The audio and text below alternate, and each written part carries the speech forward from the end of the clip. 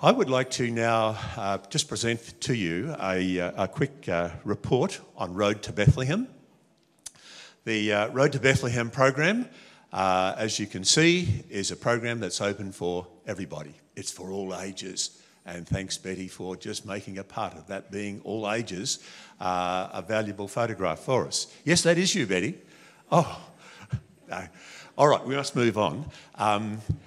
I'm not going to actually read all the captions of the first 11 photographs. They were the only photographs I could gather yesterday because, let me explain why. The reason for that was this year that Sonia, our leader, asked us if we could have announced and carry out the wishes of no photographs, no videos, except for the official team. And so for that reason, it was hard to gather photographs, and I was tossed and turned last night. This is not good enough just to have the little photographs I've got. I've got to get some more. So I took my courage in both hands and contacted Sonia about 7:30 this morning. And the second part of what you're going to see come from the official photographer. But these are from our photographers. So, yeah, well, as you can see, the parents of Mary weren't particularly pleased about the news of the pregnancy. But Father, he was a little happy a little bit later. So, yeah, that's good. And of course, it's not just drama, by the way. It's also very much out there in the open court area out the front of the program, the drama, where there were something like about 15, 16 tents, in fact more than that, were erected and different things happening in those tents. There were camel rides, there were all kinds of things. And so we're just sharing with you a couple of those photographs, as was photographed by our team, who are allowed to apparently take these photographs because it's of them, like mother and daughter, and I'm not quite sure which is the mother here, which is the daughter, and which is the mother, and which is the daughter. But anyway, just like mother, like daughter. And look who's behind the scenes doing stuff too. He could come in his thongs, that was handy. But mother and son, they got into the action well and truly. So good on you guys. Now, as you can see, this is mostly because it's our own church family who've taken these photographs. They're kind of our church that's been represented here. And again, a great family photograph of Grant. And then there were a couple of tents that were run by a number of our church folk providing drinks and chips. That was popular as well for people. And then when it's all over, of course I should have had photographs, but I wasn't around actually at the time. I should have photographs when they were putting it all together because it took more time than it took us to demolish it. But it's amazing how many hands do make light work. And this is just one team. And it's interesting that most of those teams have a connection with our church. And so we were pulling down tents and packing them up and taking all the equipment away from the arena area. And so, yeah, but there was many other teams that were working as well in the dismantling program and putting things away. So I just want to say this before I move on to the official photographer's photos. I just want to simply say this, that Road to Bethlehem certainly is a team effort. I heard somebody say during the program that there's over 200 volunteers working here. That's incredible. And that's represented. One lady that was in a particular group that I was leading around, she said, where do all the actors and where do all the people who are leading it, where do they all come from? Are they all from the school? Are they from churches? And I explained to her it's a combined effort of school and local Adventist churches and some other folk who have come in as well to share and contribute their Christmas feeling and message. It's been a great team effort. And so I just would like to acknowledge those of you who did get into it and in some way help. And that's many people from this church, as well as the other Adventist churches and certainly from the school. All right. Now, this is the work of an official photographer. As I said, I took my courage in my hands this morning and thought, I wonder if Sonia's awake after the week she's had. Surely not. But yes, she answered my text message almost straight away and said, yes, I'll send you the link from the official photographer. So you can imagine the rush that there's been in our household in the last hour, trying to pick out probably just a tithe of the photographs. So here they are coming in and going around the tents, you know, participating. And every tent has a team, like you see here, just involved in some way or other in providing, in this case, I see massages and health talks, etc., as the program that's being offered. So, yeah, there's something for everybody here. And it's obviously a family time. People gather in groups around and really become very much involved in just sharing. You can see it starts still in the sunlight hours. And by the way, how blessed we were to have the weather we had. A week beforehand, we were being forecast for heavy showers during these 3 days. And I don't know if it was a lot of prayers, or it's just our dry summer, but we were so blessed. It drizzled as I was leaving the campus on the Wednesday night, the last night.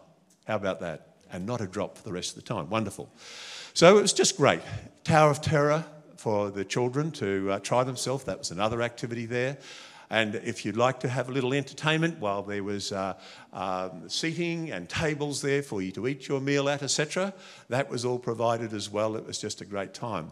Obviously, the jumping castle with its knockout pillows was a feature for the kids as well.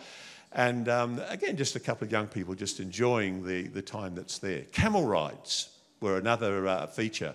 And every time I went past, there was a great lineup of people for camel rides. So they were just great and popular. So, and face painting was another activity that people were involved in. You know, this reminded me of the first Road to Bethlehem I went to, where Jeff's father was the carpenter in the tent. Now Jeff, son and brother-in-law are the carpenters. And by the way, you might be interested to know that there were, I have it here, 365 spoons were carved up in the carpenter shop during the 3 nights. How about that? That's pretty good, isn't it? So well done, guys. And the stools, apparently also, a number of stools were also put together. So you just don't know who you're meeting there, do you? As you see faces who've just gathered there for Road to Bethlehem. And so it's the drama that really people have come to see. And before Road to Bethlehem actually got started, do you know there were 2,300 people from the community who had rung up and booked tickets to attend the drama over the 3 nights. 16 sessions each night, and you can multiply all that out. They were full almost to the end. I took the second last group around on the last night, and it probably had dropped from 80, which was the full number on every other occasion, down to just about, I think it probably had about 50 in it.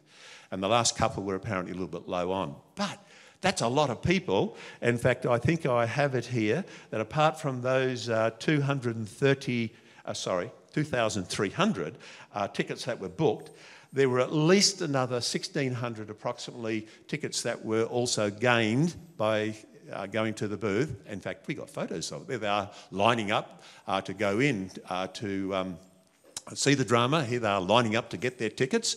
But there was, so altogether, that brings us a total of almost, in fact, just a little over 4,000 people went through the drama. I would estimate that that is only representing probably about maybe 4 out of 5 or 6,000 that were there altogether, because a lot of people never went into the dramas. They just were outside with the tents and the booths, etc., and enjoyed Road to Bethlehem in that way. That's a lot of people to come through and to get a focus again on what Christmas really is about, rather than what we tend to focus on when the actual day comes. All right, so here we go in the drama. We're going through the tunnel into the time capsule.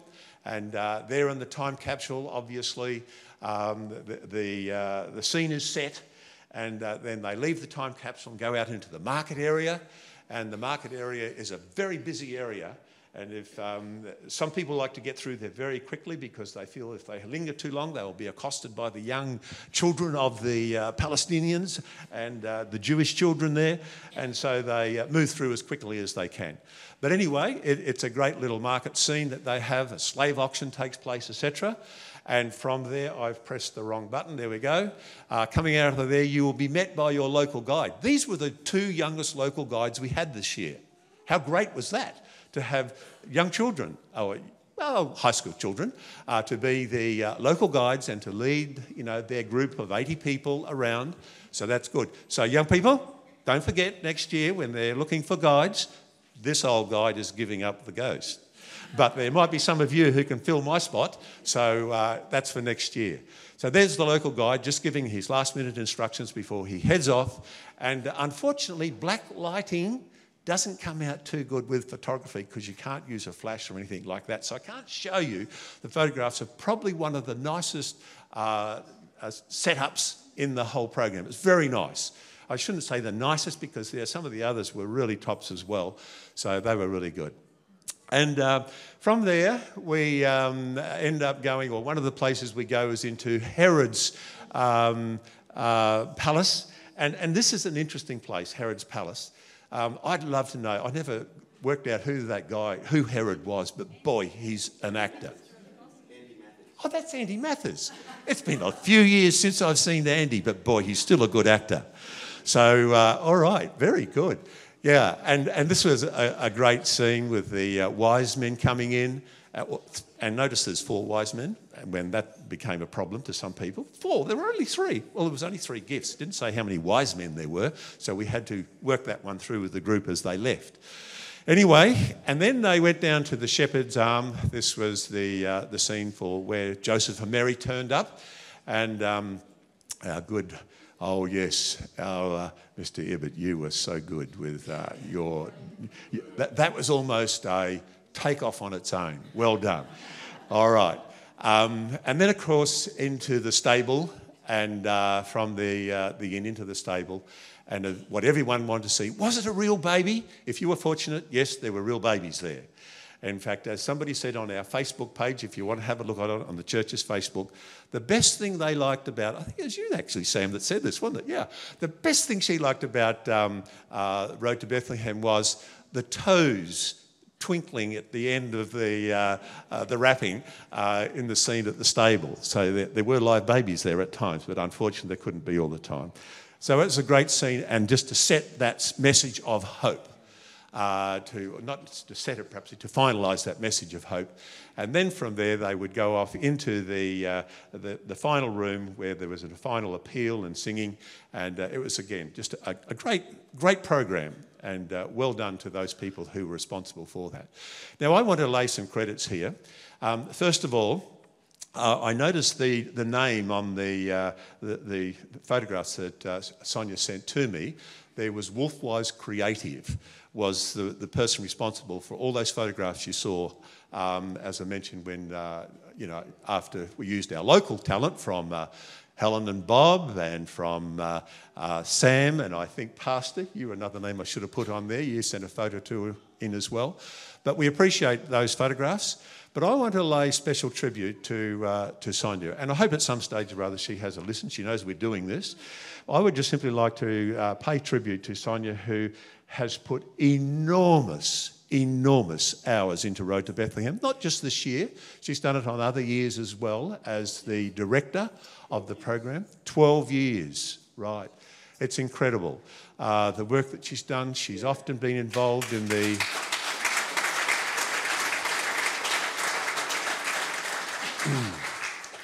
Yeah, I hope you heard that, Sonia. So we really do appreciate the work that you have done as the director, as the leader. You write the scripts often. I know sometimes you pass and palm that out to different individuals to do it, but it just has gone so well, because overall, what you have done, you have presented to the Central Coast a picture of what really Christmas is about. This is the reason for the season. It's that Jesus Christ came into the world, and you have helped focus the Central Coast on that role of Jesus Christ coming into this world and being our great saviour. And so with that, of course, we can't go past. We might have thought Sonia was the director, but this man held the final say. You don't get past me without being... Where are you, Mick? Oh, there, the front seat. Lost a uniform today. Yeah. All right. So thank you, everybody who was involved in Road to Bethlehem. Thank you for your part in helping bring a positive picture to the Central Coast about Christmas. And we trust that as we just now continue that theme this morning, that God will continue to bless us as we worship together and observe more of the Christmas message.